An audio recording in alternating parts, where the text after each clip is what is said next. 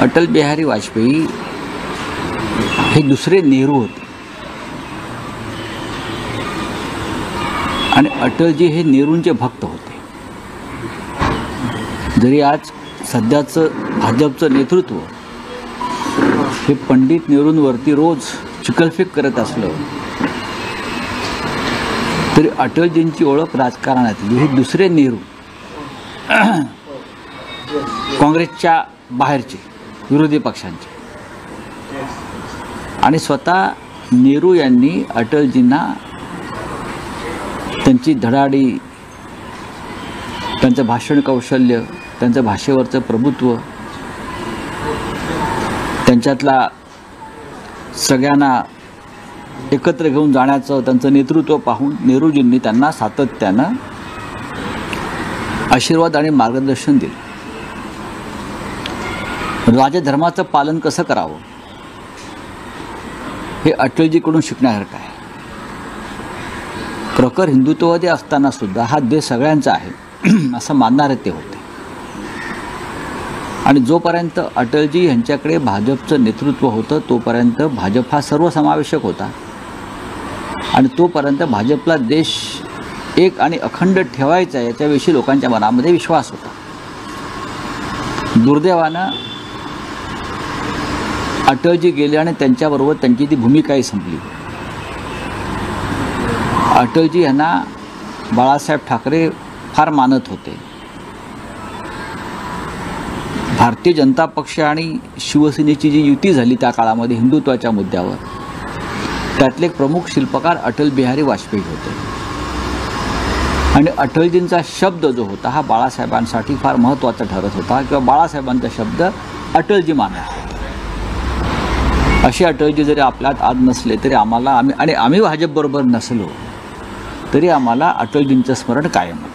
त्याचबरोबर लाडकी बहीणसह मोठ्या योजनांच्यामुळं खात्यावर 2 लाख कोटी रुपयांची तूट निर्माण झाली आहे. आणि आता हे तूट भरण्यासाठी कालची अजित पवारांनी बैठक घेतली, त्यामध्ये असं म्हटलं की दारूची दुकानांचे परवाने हे वाढवणे गरजेचं आहे त्या महसूल वाढीसाठी. नाही, लाडक्या बहिणींना 1,500 रुपये देण्यासाठी ती लाडक्या बहिणींचे भाऊ आणि नवरे यांना दारुडे करणार आहेत. दारूप्या 1,500 रुपयासाठी संपूर्ण महाराष्ट्रात दारुडा करण्याचं त्यांचं जर योजना असेल तर ती अत्यंत गंभीर आहे. दारूचं दुकानं वाढवणार, त्यानंतर मी ऐकलं की ड्राय डे कमी करणार, जे काही दिवस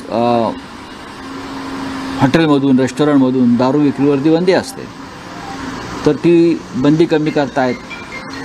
त्यानंतर शॉप्स आणि मॉलमधून सुद्धा दारू विक्री करण्यासंदर्भात काही प्रपोजल आलेला आहे किंवा घरपोच दारू काही राज्यात आहे, त्या संदर्भात एक काही करून लाडक्या बहिणींना 1,500 देण्यासाठी घराघरात दारू पोचवा असं एक नवीन व्हिजन यांचं दिसतं आहे. म्हणजे बहिणींना 1,500 रुपये द्यायचे आणि त्या बदल्यात बहिणींच्या घरामध्ये बेवडे दारुडे निर्माण करायचे, नवरे भाऊ मुलं, अशी योजना पैसे कमवण्याची दिसते. आणि ही अत्यंत गंभीर आहे, महाराष्ट्राच्या प्रतिमेला कलंक लावणार आहे.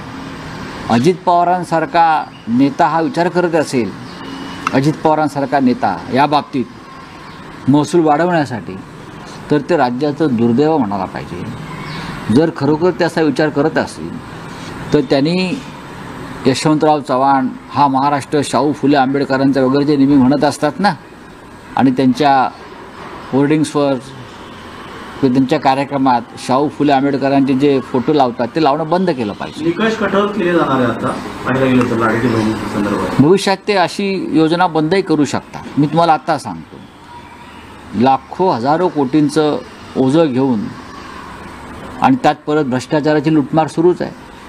हे राज्य चालवणं सोपं नाही आहे. म्हणजे निवडणुकीच्या आधी कोणते निकष न लावता तुम्ही पैसे वाटलेत मतांसाठी, आणि आता निवडणुका जिंकल्यावर तुम्ही निकष लावताय. आणि त्यात दारू दुकानांचे परवाने वाढवणं हा अत्यंत गंभीर मुद्दा आहे. लाडक्या बहिणींना 1,500 रुपये देण्यासाठी हे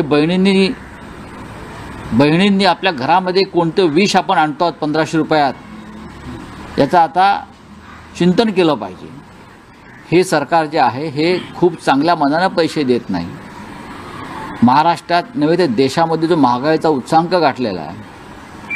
काल राहुल गांधी मंडईत गेले तेव्हा त्यांनी पाहिलं आणि आम्हालाही समजलं पुरुषांना की जो लसूण 40 रुपये किलो होता तो आता 400 रुपयावर गेला. 1500 रुपये देता बहिणींना आणि बहीण जेव्हा थैली घेऊन मंडईत जाते तेव्हा तिची पिशवी परत रिकामी येते. 1500 रुपयात काही मिळत नाही.